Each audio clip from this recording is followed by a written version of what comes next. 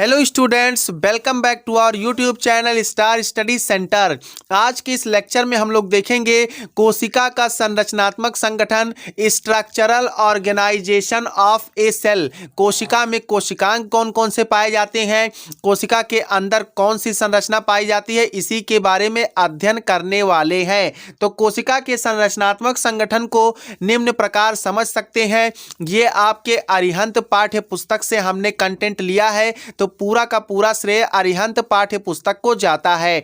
तो देखिएगा, सबसे पहले जो आता है जीव द्रव्य आता है, प्रोटोप्लाज्म आता है।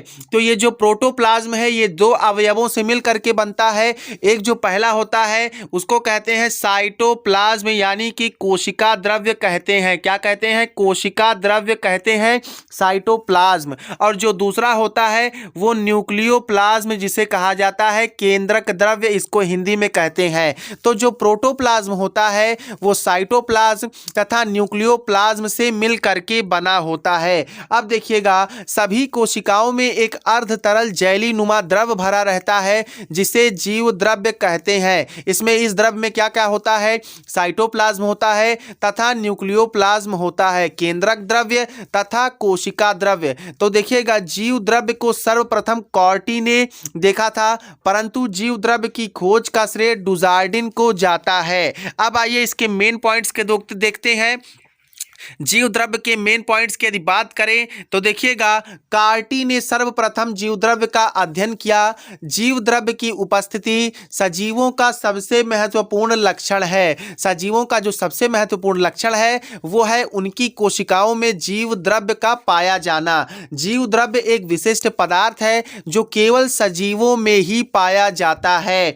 सभी जीवन प्रक्रियाएं कोशिका द्रव्य में संपन्न होती है। अगला पॉइंट है, हक्सले ने सन 1863 ईस्वी में जीवन का भौतिक आधार किसे कहा? जीव द्रव्य को कहा। यहां से क्वेश्चन बनता है कि जीवन का भौतिक आधार होता है, जीवन का भौतिक आधार होता है। तो क्या होता है जीवन का भौतिक आधार? जीव द्रव्य होता है, जिसे कि प्रोटोप्लाज्म कहा जाता है। और इस बात को किसने कहा था? हक्सले नाम के वैज्ञानिक ने कहा था। अगला पॉइंट है, प्रत्येक जीवधारी में एक विशिष्ट प्रकार का जीव द्रव्य होता है। अगला पॉइंट देखिएगा, प्रत्येक जीवधारी में एक विशिष्ट प्रकार का जीव द्रव्य होता है। अगला पॉइंट है, मैक्स सुल्ज नाम के वैज्ञानिक ने जीव द्रव्य सिद्धांत प्रतिपादित किया।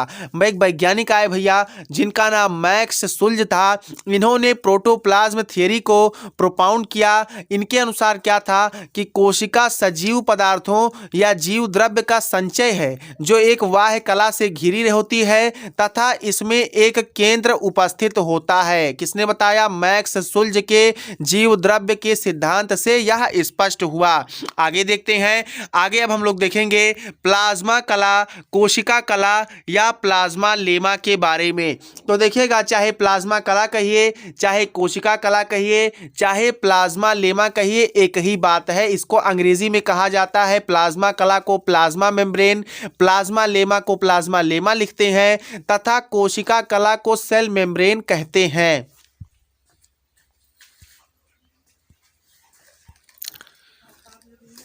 चलिए भैया, प्लाज्मा मेम्ब्रेन को देखते हैं, ये क्या है? तो यह किसी कोशिका को घेरने वाली चयनात्मक पारगम्य सेलेक्टिवली पतली झिल्ली नुमा संरचना होती है। प्लाज्मा मेम्ब्रेन जो है ये किसी कोशिका को घेरने वाली चयनात्मक पारगम्य पतली झिल्ली नुमा संरचना होती है।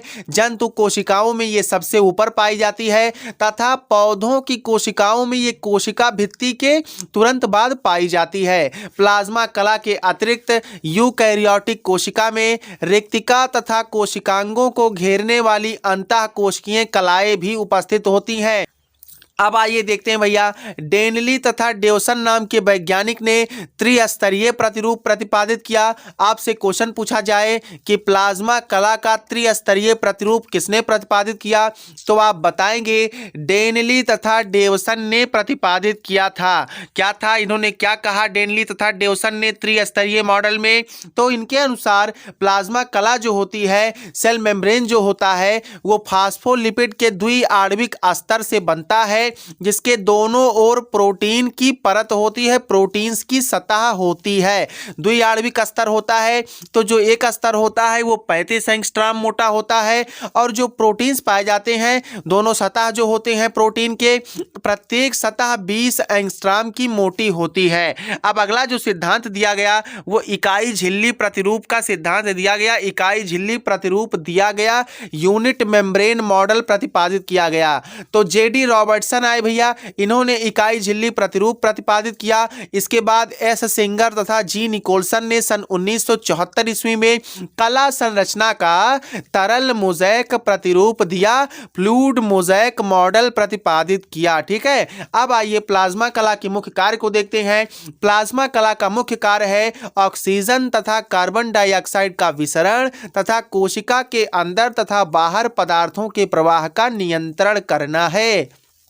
ठीक है, इतना क्लियर है। यहां से क्वेश्चन आपके एग्जाम में आएगा, किस तरीके से आएगा इस पर हम एक क्वेश्चन बेस्ड क्लास रखेंगे। अब उसके बाद आइए बात करते हैं कोशिका द्रव्य की। ये कोशिका का संरचनात्मक संगठन हम पढ़ रहे हैं। तो कोशिका द्रव्य साइटोप्लाज्म इसे अंग्रेजी में कहते हैं। तो क्या होता है कोशिका द्रव्य? तो कोशिका द्रव्य जो है प्लाज्मा कला तथा केंद्रक के मध्य पाए जाने वाले जीवद्रव्य का एक भाग होता है। मैंने आपको बताया था कि केंद्रक द्रव्य तथा कोशिका द्रव्य से प्रोटोप्लाज्म यानी जीवद्रव्य बनता है। तो प्लाज्मा कला, मान लीजिए ये आपके स्क्रीन पर हमने एक सेल बनाया और यहां पर ये केंद्रक है। ठीक है, यहां पर एक केंद्रक है और ये आप समझ लीजिए प्लाज्मा मेम्ब्रेन है। ये किनारे की जो झिल्ली आपको दिखाई दे रही है ये आप समझ लीजिएगा प्लाज्मा मेम्ब्रेन है।